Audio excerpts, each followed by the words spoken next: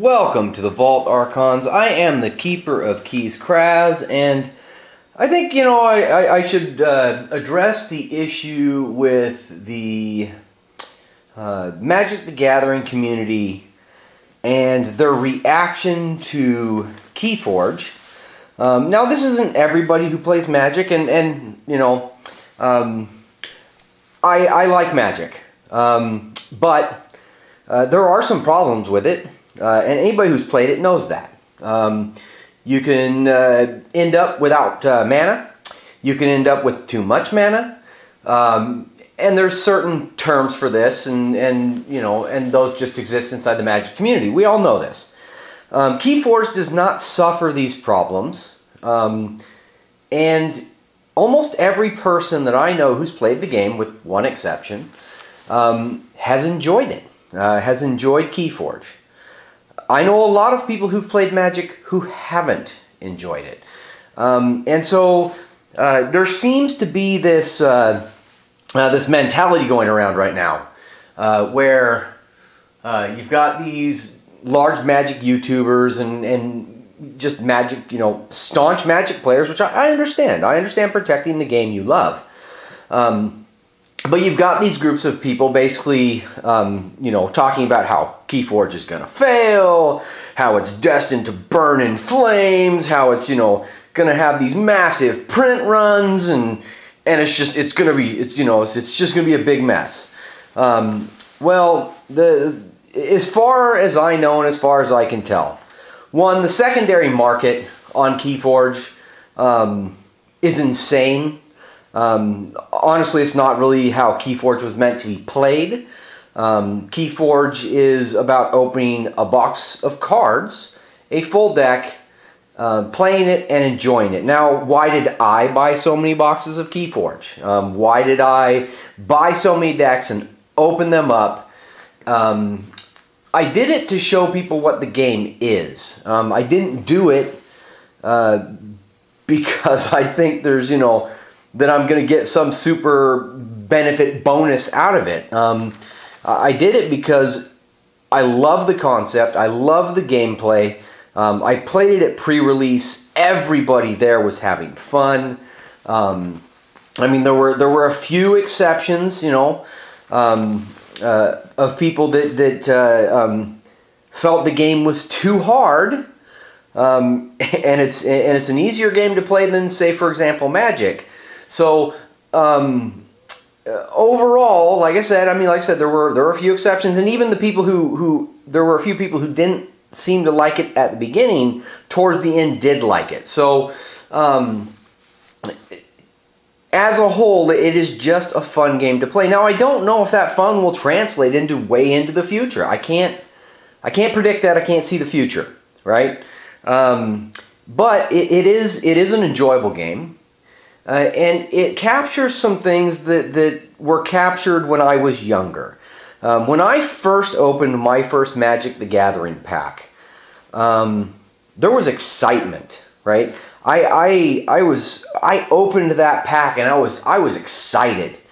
I was excited to see the commons, I was excited to see the uncommons, and I was excited to see the rares. Everything about that pack was exciting to me. Every single time. And I would go down to my local game store, right? And I would buy a pack. One pack, because that's all I could afford, right? Or I'd buy 2 packs if I was lucky. And every once in a while I could afford, 3 or 4 packs. But that was rare. That was rare. Like, I almost never could. I didn't have the money. I couldn't do it. And now if I go buy Magic the Gathering, which I've done in the recent past because I bought M19, the experience was different. One, I bought an entire box because, well, the commons are basically garbage and nobody uses them. The uncommons are mostly garbage and nobody uses them. And only a few of the rares had any, use or were worth anything for play. Very few of those were worth anything. And only the mythics, that you don't get a lot of, had really any playability, any, That's all I was looking for, was something that was of any use, right?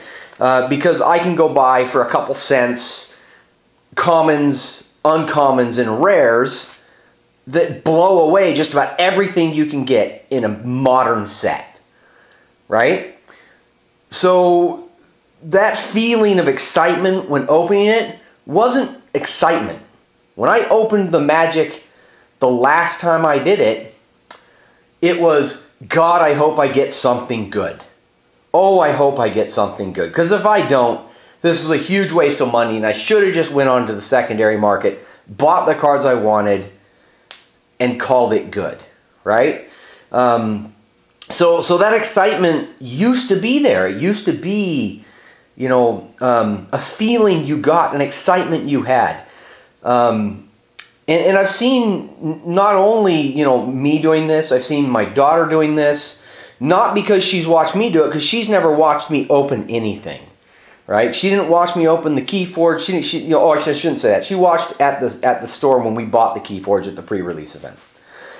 But she's never seen me open like Magic or Pokemon or any of that other stuff, you know. It's been rare, but she has opened it, right? She's enjoyed these packs, but she doesn't get that excitement that I got for opening different things. And when I've asked my daughter what she wants for Christmas, right? She hasn't told me, oh, I want Pokemon, oh, I want, you know, the card games that she wants, there's two of them. She wants Yu-Gi-Oh! And she wants Keyforge, and the one she wants more is Keyforge. This isn't because I've encouraged her to do that, right? Now, she may look at what I do and say, oh, that's so awesome. But the thing is when she gets to pick out of all the games we have, board games, card games, like the list goes on and on and on. We have Magic, we have Keyforge, we have Pokemon, we have Yu-Gi-Oh! We have an endless list of board games, Axis and Allies, Carcassonne, Twilight Imperium, you know, and Monopoly, Risk. I mean, the list goes on and on and on. Yahtzee, Clue. You know, we've got a tremendous amount of games, okay? And when my daughters get to pick the games we play, because we take turns picking, she wants to play Keyforge. Not every time. But every time we do, anybody picks Keyforge. Anytime anybody in the family picks Keyforge, everybody's still excited to play. For every other game we have, there's always somebody who's like, I don't really want to play that. But we all play anyways, right? So, the feeling is just different. It's easy to play. It's easy for them to learn. It's been easy for them to get into. And we're talking about, you know, kids all the way down to high single-digit age. So there's that. And then there's the excitement about opening a deck. Every single deck I have opened, I have been excited to open.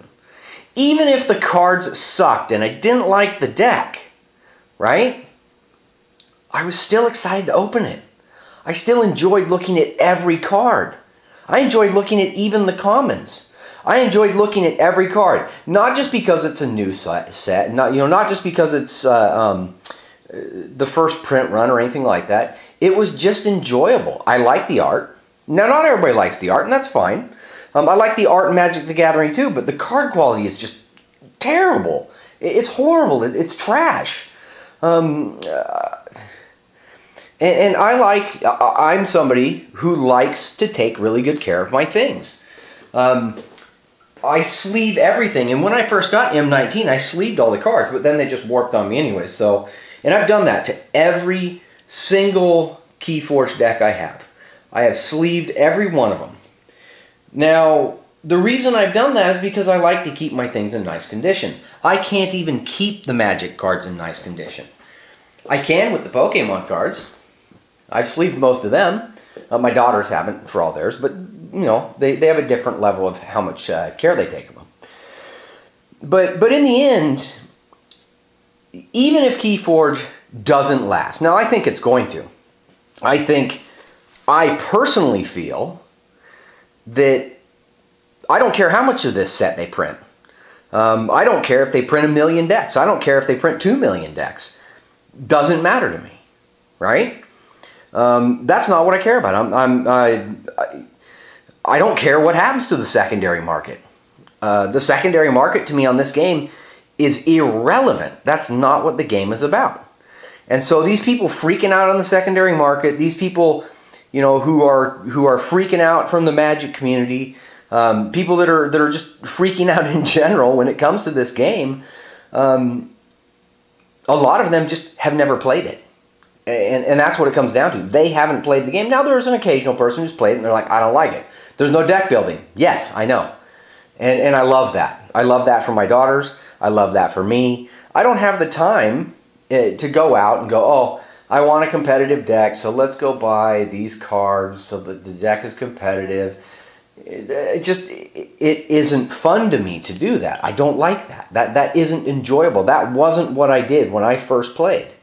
When I first played Magic, you would trade the cards. You would take the cards and you would trade them with the other people. You'd be like, you know, I have a Black Lotus and I know you have an extra Time Walk and I really want a Time Walk. Would you be willing to trade that? And you would trade them for the cards. You would just trade, you know. I have a Sarah Angel. I've got 3 of them. I only use 2 of them in my deck. Would you trade me one of those Siobhan Dragons for a Sarah Angel? Yeah, of course, right? I have extra Soul Rings. I've got tons of these things. You know, would you be willing to trade, you know, some of these, you know, merfolk for it? I mean, the way you played the game was just different. The feeling you had, the decks you faced. I never faced the same decks when I was playing against my friends. I never did. We all had different decks. And we all had 2, 3, 4 different decks. We didn't sleeve them. We didn't, you know, we just played and we had fun. It was a fun game. And I feel like for most of these card games, most of these games, that aspect has been lost. You've lost the I play for fun, right? It is now I play to win. I need the best deck. I have to win. Right? That's how a lot of people play. And I don't play the games for that reason. I play the games to enjoy myself. I play the games with my family. I play the games so that I can have fun with the people I care about. That's why I play these games. So I can have fun with my friends. Right? I play computer games. I play board games. I play card games. I play everything when it comes to games. Right? I have a huge collection of games just in general. Right? I have role-playing games. I mean, I played first edition D&D. You know, so when it comes to this kind of stuff, you know, I think that a lot of people have lost perspective. And some people are freaking out and some people aren't. You know, some people are down on Fantasy Flight, some people aren't. You know, but overall, when it comes down to how I feel about the game as a game, right? As something to have fun with. That thing we used to do when we would buy a game, you know, we would sit down and laugh and have fun and enjoy ourselves. That is something that Keyforge has brought. That is something Keyforge has. Some of these deck names, I read them and I laugh. Some of these cards, I read them and I laugh. Sometimes when I'm playing with my family or my friends, we just have fun. And I love looking at the look on my friend's face while he's staring at his card, sitting there going, which house should I declare? What should I play? Right? That's what happens. They're thinking. They're trying to figure out, how do I beat? How do I win? You know, but they're having fun. They're enjoying the game. You can see, you know, the enjoyment in it. And when I play, I let my friends pick any deck I have. Right? You pick any deck. I don't care. You pick a deck. And then I pick after you. And I'm going to pick a deck that is either weaker than that deck or comparable to that deck. Unless my friends understand a deck well enough for me to play a good deck against. Because I'm playing for fun. Yes, I know I could always pick my strongest deck and stomp my friends most of the time. But the reality is, even with stronger versus weaker decks, the weaker deck sometimes wins in this game. even when you have a super powerful deck versus a weaker deck, the weaker deck can still win. And every game I've played has been close. You know, I watched my daughter beat one of my friends who is a lifelong gamer, and he was ahead of her 2 keys to 0. And she won. Now, it wasn't because he wasn't playing well. She just played better. You know, and it wasn't that she had a better deck. Their decks were relatively equivalent. They had relatively similar creature power, relatively similar abilities. And so when it comes to this game, I think a lot of people need to remember, this is a game. It is not an investment. It is not for you to spend a ton of money on. This is to have fun. If you want 20, 30, 40, 50, 100 decks, that's fine. Go buy them.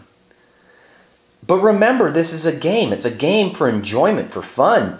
It's for the joy that you had when you first played these things. It's for the joy that you get when you open that deck and you know it's yours. That is your deck. My decks are my deck. They are not for sale. None of them. Not a single deck. I don't care how weak it is, how strong it is. Every deck I have is my deck. That's it. That's all it is. Now, I may trade some of my decks. That's not something I'm against. But it's going to be when I see somebody, I play against their deck, I decide I like their deck, and I may offer to trade them. You know, so, and that's what we used to do. We used to play for ante. Some of you may remember that. Some of you may not even know what that means. You know, what would happen is you'd take a card and you'd put it out there. And the person who won the game got that card. And that card was from your deck. The card you were playing. You know, I've played for Black Lotuses. I've played for Time Walk. I've played for Berserk. You know, I've played for Lightning Bolts and Siobhan Dragons and Sarah Angels and, you know, all these cards. You know, I've played for, you know, and I've played for I've played for Goblins. I've played for, you know, so the game was always about fun. Now, I didn't particularly like the ante system because I had a friend who did spend a tremendous amount of money, had 4 Black Lotuses, 4 of all the boxes, would, you know, had all the Time Walks and would just usually burn everybody down and had no problem doing so. But, you know, we played for enjoyment. You know, we played to have fun. And I, you know, like I said, up until Keyforge, I have not had a game that returned to that feeling to me of opening something and being excited about it. Feeling, you know, true excitement as I open it. And that is what Keyforge is. That is what I think people who have not played it or done it have missed. Now, some people aren't going to like it. Some people didn't like Magic. And that's fine. You know, if you like deck building and that's what you're about, and you just can't live without it, Keyforge is not going to be for you. It's not your game. It really isn't. Because that's not what it's about. If you're looking to make money and to invest in something, Keyforge is not for you. Right? Go to Magic, invest there, go buy whatever you're going to buy in Magic, you know, and do it there. Do it in other games. Keyforge is not for that. That is not what this game is about. And I would suggest to everybody, you know, don't pay more than $30, $40 for anything, for any deck, no matter how awesome you think it is. Because this game is about fun, and it is fun. It's enjoyable. If you like the artwork, if you like the gameplay, buy 1 deck, buy 2 decks. Generally, I would suggest buy probably about 3 decks. If you get 3 decks, the odds that you will get a decent mid-range deck is insanely high. The odds that you'll get 3 bad decks, incredibly low. Less than a third of all my decks would I consider not very good.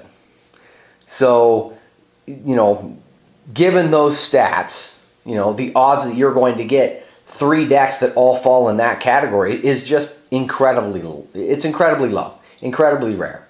You're not going into this for collecting. It's a game. It's for fun. Go into it for fun. If you don't find it fun, don't play. Sell your deck to somebody. Throw it in the trash. Whatever. But it's a game. It's about fun. Remember that. Fun. You remember this thing we used to do? It's called enjoyment. Yeah. That's what you should be doing. You should play the games that you think are fun. If you think Keyforge isn't fun, don't play it. That's fine. But remember that these are games. They're about enjoyment and fun, right? And if you find it enjoyable to open a Keyforge deck, open a Keyforge deck. If you find it enjoyable to go crack a Magic box, go crack a Magic box. If you find it enjoyable to crack Pokemon, Yu-Gi-Oh, Card Fight, Force of Will. If that is what gets you, then that's what you should do. You should pursue that. You should pursue your passion. Pursue what you enjoy. And you should do that in life. Pursue what you enjoy. Life is short. Very, very short. You should enjoy what you do. And I think a lot of people need to kind of get perspective on that. I think as I see this just craziness going on online with so many people, it just makes me sit here and go, people have almost, lost their minds over what's going on. And,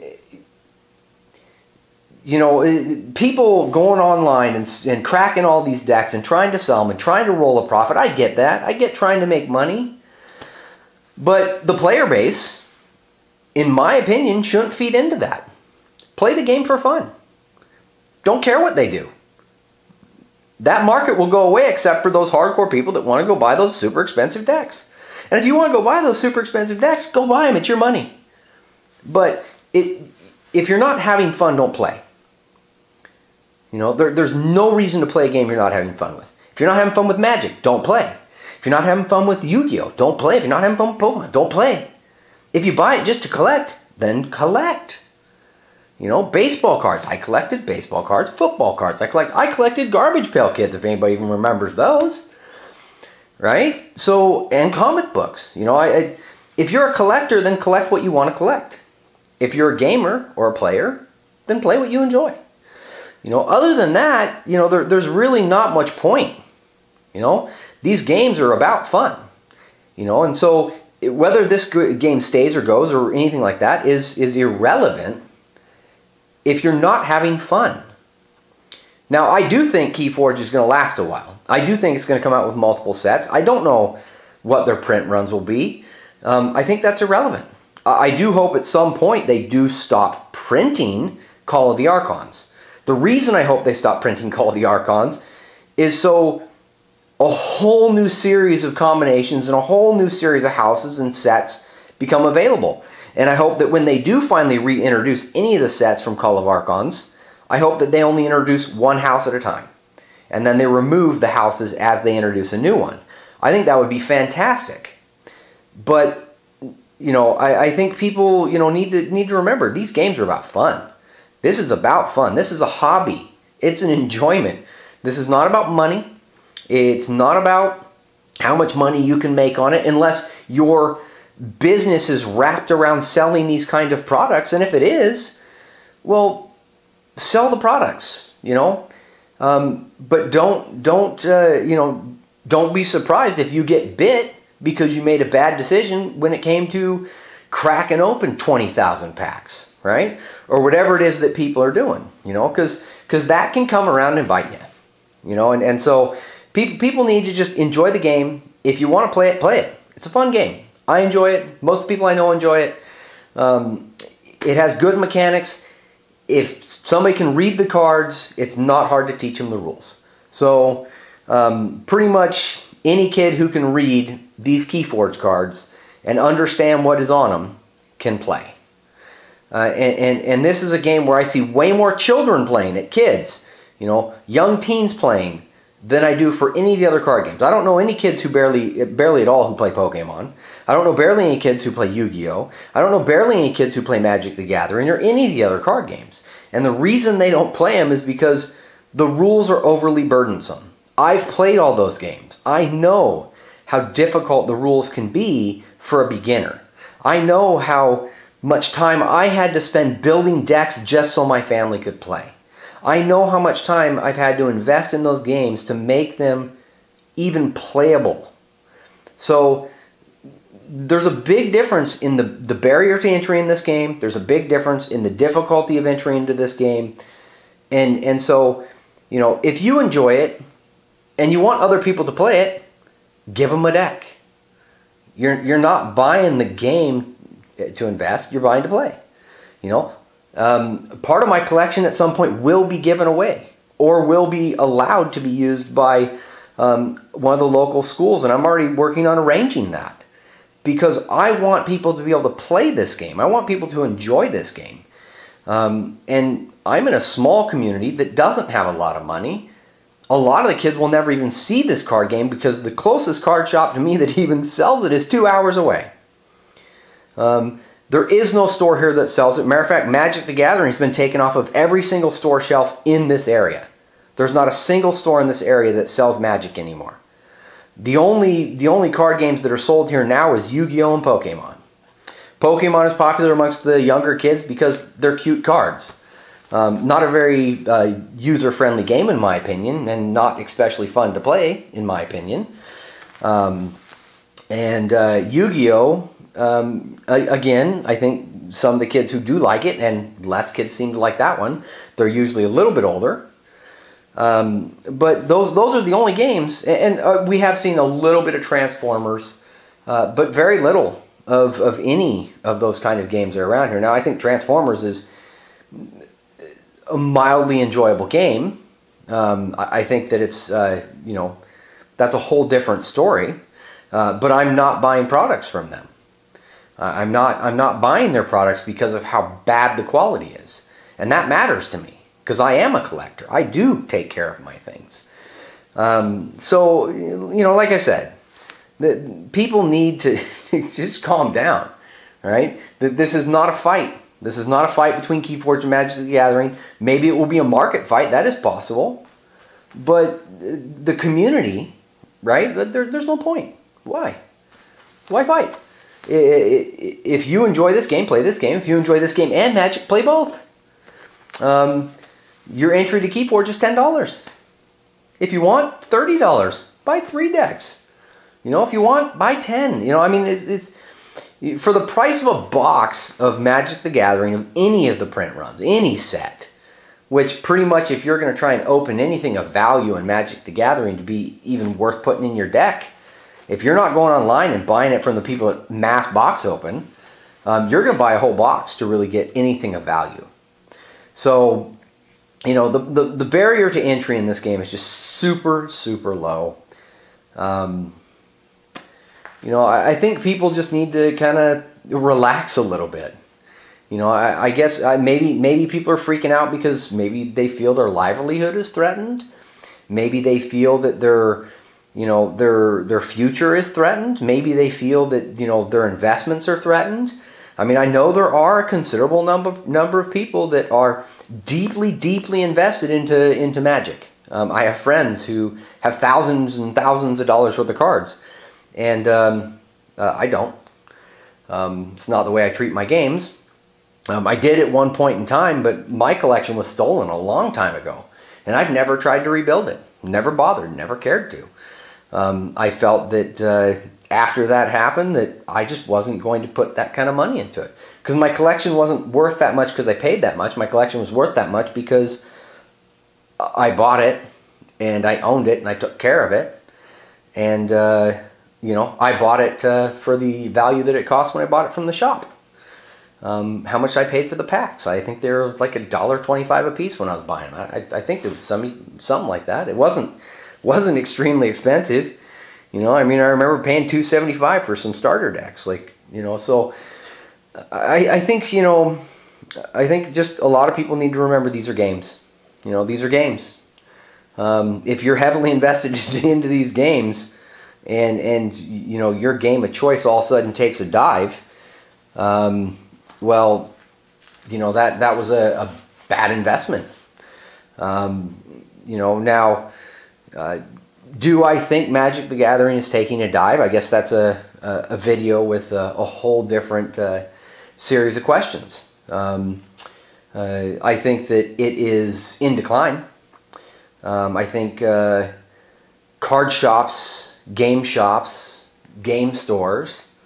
are moving away from Wizards of the Coast. I think Wizards of the Coast shot themselves in the foot. I think that they do not understand how much of a linchpin the game store community was, and they have really harmed themselves with the way that they have handled their product, with the atrocious quality of their product, with the the way that they are treating such a product. I would love to see Magic the Gathering to return to something more like what it used to be, but that's a whole different, like I said, that's a whole different story. It is no longer what it should be, in my opinion. But like I said, if you enjoy those games, that's great. I still play Magic, so it's not like I don't play those games. It's just different. You're talking about a whole different area here. And it's very possible that we're in the honeymoon phase with Keyforge, and we're all dewy-eyed, and we're sitting there like, oh, Keyforge, I love you so much. Please, please, will you just spend more time with me? But, who knows? Who knows? I think there's more to it than that. I've played, like I said, I've played a lot of games. I've had a lot of games, I've had a lot of video games captivate me. And the games that have captivated me throughout the years: Magic the Gathering, EverQuest, Warcraft. Let's see, that's kind of. I mean, I haven't had a lot of games that really got me. Keyforge is looking like it may be a game that has truly kind of got me. But we'll see. I'm still waiting to see. But it's definitely a game that I am excited to see. I'm already planning on buying the next expansion. I'm already planning on buying more decks and cracking more decks. Once I finish with the ones I have, like I said, I'm no longer looking at the deck list because I'm enjoying looking at the cards. And so I plan to buy more. I already do. I'm not going to pay exorbitant prices. I'm not going to go pay $140 for a booster box. I'll wait for the reprint. There is going to be another print run. It's Fantasy Flight. They always make another print run. Now, their print runs aren't gigantic, but I'll just pre-order it. And as of right now, as of the filming of this video, you can still go on Fantasy Flight's website and order Keyforge decks. They are not out of print. They're not out of supply. And for all I know, you'll be able to order them on their site all the way up until the point at which they print the next set. And they've already said they plan to print another set. And they do plan to take this set out of print. As far as like the way they're going to do things, I don't know entirely. But I do know you can still get the decks. You can still find them at some stores. A lot of stores are sold out. I think part of the reason a lot of stores are sold out is because people have bought them in bulk, cracked them, and then they put them on eBay. Because they're hoping they get, a $200-300 Horseman deck, right? And those prices aren't going to hold. The eBay prices aren't going to hold. It's not. Once the market actually realizes the value of those decks, the fact that they're really no more powerful than anything else, all the prices are going to fall. All the prices are going to kind of come down. So, I know I'm ranting. I get that. I know. But I think people, like I said, need to enjoy the game for a game because it's a game, right? Let's not worry too much about, where things are going, what people are going to do with them, enjoy the decks. Have fun. Open the boxes, Get some ammo. Make some keys. That's what the game's about. That's what it's all about. So, have a wonderful day, enjoy yourselves, and have fun playing games. Have a great night.